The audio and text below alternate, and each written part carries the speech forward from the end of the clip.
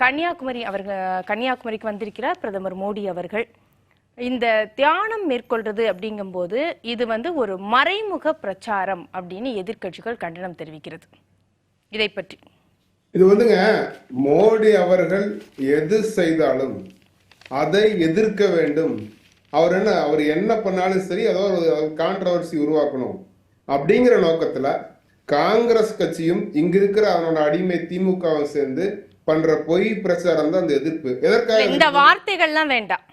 சரி, ஓகே. இப்ப கன்னியாகுமரி வந்திருக்காரு.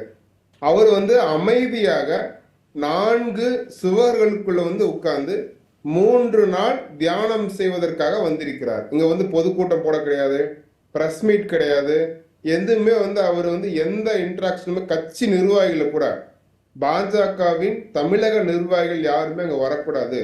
வந்தவர்கள் திருப்பி அனுப்பியாச்சு. இதற்கு மேல அவர் தனிமையில, அதுவும் நிலப்பரப்புல இருந்து 500 மீட்டர் தள்ளி கடலுக்குள்ள போய் உட்கார்ந்து தியானம் பண்றதுக்காக வர்றாரு. இதுல என்ன அரசியல் இருக்க முடியும்? அவர் தனிமையை தேடி வர்றாரு. தமிழ்நாட்டுல அனைத்து தேர்தலும் முடிந்து விட்டது. இங்க வர்றதுனால எந்த சிக்கலுமே கிடையாது, யாருக்கும் எழுந்திருக்க கூடாது. தேர்தல் நடக்கிற மாநிலத்துக்கு அவர் போக கிடையாது. இப்ப தமிழ்நாடு வராவிட்டாலும் வேற ஊருக்கு போயிருப்பாரு. அது ஒரு பழக்கமா வச்சிருக்காரு.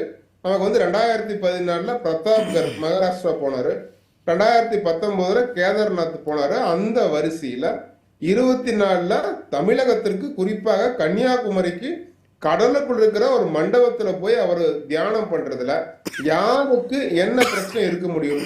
இது திட்டமிட்டு அவர் எதை செய்தாலும் அரசியல் காரணத்துக்காக தான் செய்யறாரு அப்படிங்கிற நோக்கத்துல போய் எலெக்ஷன் கமிஷன்ல கம்ப்ளைண்ட் கொடுத்தாங்க. தேர்தல் அதிகாரி, கன்னியாகுமரி மாவட்டத்தோட தேர்தல் அதிகாரி என்ன பதில் கொடுத்திருக்காரு அப்படின்னா, அவர் தனியார் அமைப்பின் அழைப்பின் பேரில் தனியாக ஒரு இடத்துல இருக்க போகிறார். கூட்டம் நடத்துவதற்கு எந்த அனுமதியும் கேட்கவில்லை, அவர்கள் செய்ய போவதும் இல்லை, எந்த பரப்புரையும் செய்வதே கிடையாது, செய்யும் நோக்கமே இல்லை, அதனால் நாங்க தடுக்க முடியாது அப்படின்னு அதிகாரப்பூர்வமாக அறிவிப்பை கொடுத்தாச்சு. இந்த நேரத்துல இந்த ஊடகங்களுக்கு ஏதாவது ஒரு செய்தி வேணும் என்பதற்காக திரித்து அவர் வருவது அரசியலுக்காக வருகிறார். கன்னியாகுமரியில் உட்கார்ந்து தியானம் பண்ணா எப்படி 57 தொகுதியில வாக்கு எப்படி மாறும் நமக்கு தெரியல. இது திட்டமிட்டு அவர் மீது ஏதோ ஒரு களங்கம் கற்பிக்கணும். அவர் எது செய்தாலுமே அதற்கு ஒரு களங்கம் கற்பிக்க வேண்டும் நோக்கத்துல இங்க அரசியல் கட்சிகள் செயல்படுறாங்க. காங்கிரஸ் கட்சி அவர்கள் காலத்துல சிறப்பாக செயல்பட்டு இன்னைக்கு இந்த நிலைமையா வந்திருக்காது. அவர்களுக்கு 543 தொகுதியில தேர்தல் பணிகளை செய்யாமல் விட்டுவிட்டு கடைசி நேரத்தில் கூட தேர்தல் இருப்பதற்கு 48 மணி நேரத்துக்கு முன்பு கூட மோடி அவர்களை குறை சொல்வதே காரணமா வச்சிருக்காங்க. இது எந்த வகையிலும் மக்கள் ஏற்றுக்கொள்ள மாட்டார்கள். மக்களுக்கு அவர் தியானம் பண்றது நீங்க தான் செய்தியை உருவாக்குறீங்க. காங்கிரஸ் கட்சி தான் கம்ப்ளைண்ட் கொடுத்து அதை பரப்புறாங்க. அவர் பாட்டுக்கு அமைதியா ஒரு ஓரத்தில் இருந்துட்டு போயிருப்பாரு. இன்னைக்கு இந்தியா முழுக்க மோடி எங்க இருக்கிறார் அப்படிங்கிறத விளம்பரப்படுத்துறது இந்த காங்கிரஸ் கட்சி தான். ஆக மோடிக்கு மறைமுகமாக இவர்கள் தான் அவர் தியானம் செய்வதே அரசியல் ஆக்குறார்களே ஒழிய மோடி அவர்களுக்கோ பாஜகவிற்கோ இதை அரசியல் செய்ய வேண்டும் என்ற நோக்கமே கிடையாது. இல்ல, மம்தா அவர்கள் சொல்லும் போது மோடி அவர்கள் தியானம் செய்வதற்கு கேமரா வேணுமா அப்படின்னு கேட்கிறாரு. அவரை பற்றிய செய்திகள் வந்து கொண்டே இருக்கணும் அப்படின்னு நினைக்கிறாரா? பிரச்சாரம் நிறைவடைந்து விட்டது. அப்போ இது ஒரு சைலண்ட் பீரியட்.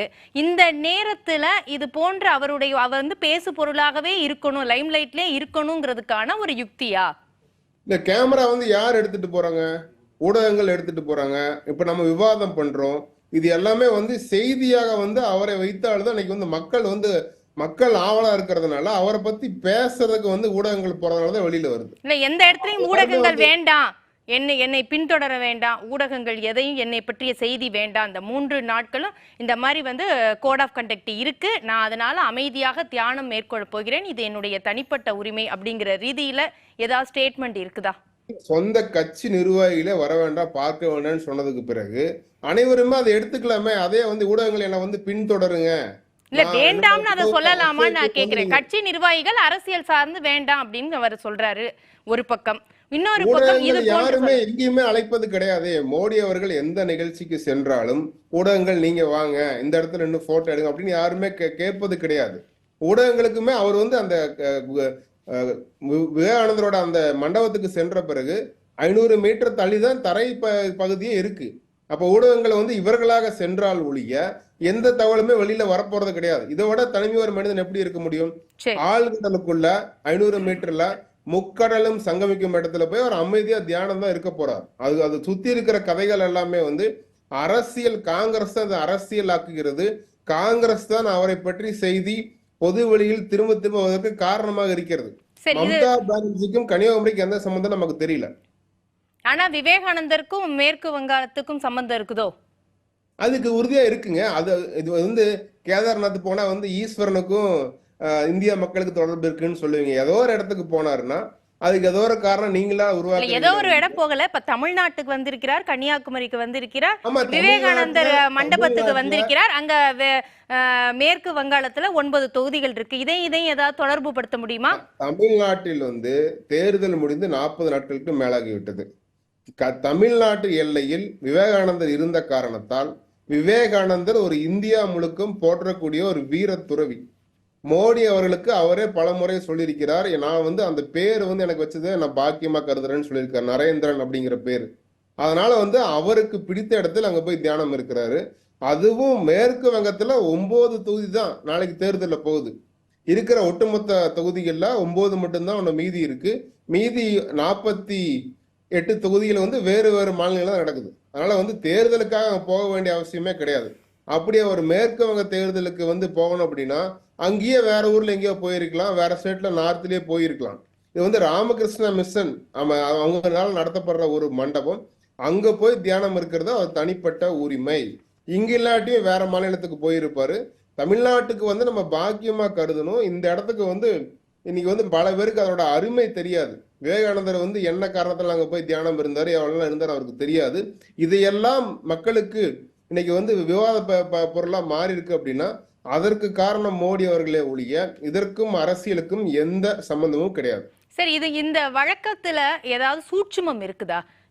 ஒரு அது பரப்புரை எதிரியா முடிந்த பின்பு வர்றதுன்னு. கட்சியாக இப்ப இதே தேர்தல் முடிந்தவுடன் ஜூன் 1ஆம் தேதிக்கு பிறகு அந்த தியானம் அப்படிங்கிறது இருந்திருக்கலாமா? இல்ல இந்த 2014 இருக்கட்டும் 19 இருக்கட்டும் இந்த மாதிரி ஒரு பீரியட்ல இருக்கிறது அப்படிங்கிறது ஏதாவது உள்ளுக்குள்ள ஏதாவது சூட்சுமம் இருக்குதா?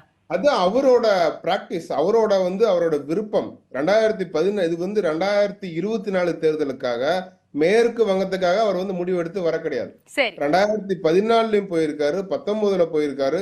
அதற்கு முன்னாடி போனாரான்னு நமக்கு தெரியல. ஆனா வந்து 24 வந்து ஒரு 3வது முறையாக வருகிறாரே ஒழிய இதுல அரசியல் காரணம் எப்படி இருக்குன்னு எனக்கு வந்து அதை புரிஞ்சுக்கவே முடியல. சரி என்ன இருந்தாலும் காங்கிரஸ் கட்சிக்கு வந்து இன்னைக்கு இந்த 57 தொகுதியில தான் அவங்களுக்கு ஜெயிச்சு ஆட்சிக்கு வர மாதிரி இது ஒரு பெரிய விஷயமா எடுத்து பேசுறது கால விரயமா தான் நான் பாக்குறேன்.